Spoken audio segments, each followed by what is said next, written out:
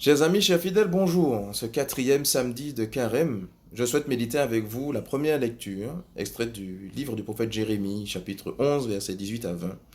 Et juste en introduction, un petit rappel pour dire que Jérémie est cette figure de prophète controversé, qui n'est pas toujours accueilli dans ses paroles, dans les oracles qu'il prononce de la part de Dieu, parce que la vérité dérange profondément. Et on peut faire évidemment ce parallèle avec Jésus qui lui aussi commence dans les évangiles que nous avons ces temps-ci à être persécuté, on essaye de mettre la main sur lui, on essaye de le tuer, bref. Donc on sent que l'étau commence à se resserrer autour de lui et donc on voit que Jérémie est cette figure annonciatrice de Jésus en ce sens qu'il sera un prophète persécuté. Et dans la lecture que nous avons aujourd'hui, Jérémie rend grâce. Il rend grâce à Dieu parce que Dieu lui a permis de voir qu'il fait l'objet de complots. Alors on peut non seulement voir effectivement, rendre grâce à Dieu pour avoir vu par sa grâce les complots dont nous faisons l'objet peut-être, parce que effectivement le monde n'est pas toujours gentil et on peut parfois faire l'objet de la méchanceté des autres, mais on peut aussi rendre grâce à Dieu parce que dans nos malheurs il y a toujours des motifs d'action de grâce, toujours. Et donc voilà. C'est un réflexe à prendre aussi dans les épreuves que nous pouvons parfois traverser. Prendre l'habitude de rendre grâce à Dieu. La deuxième chose qui est intéressante dans cette lecture, c'est de voir que Jérémie demande à Dieu de prendre sa revanche. Il a dit, laisse-moi voir la revanche que tu prendras sur eux. Et alors la première question qu'on peut se poser, c'est quelle revanche Dieu peut-il prendre? Si on réfléchit comme des hommes, on va se dire, il va faire comme nous, c'est-à-dire qu'il va punir ceux qui ont fait du mal. Mais en réfléchissant comme ça, on oublie que Dieu ne fait pas de différence entre ses enfants. Dieu ne peut pas privilégier un à la place de l'autre.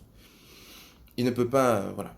Parce qu'il aime tous ses enfants, même s'il y en a qui font du mal. Eux, effectivement, Dieu voit le mal qu'ils font, mais il ne les réduit pas au mal qu'ils font.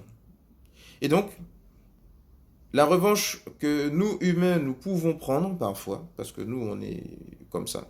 On réfléchit parfois, quand je reçois le mal, je rends le mal. Œil pour œil et dent pour dent. Ça, c'est l'Ancien Testament.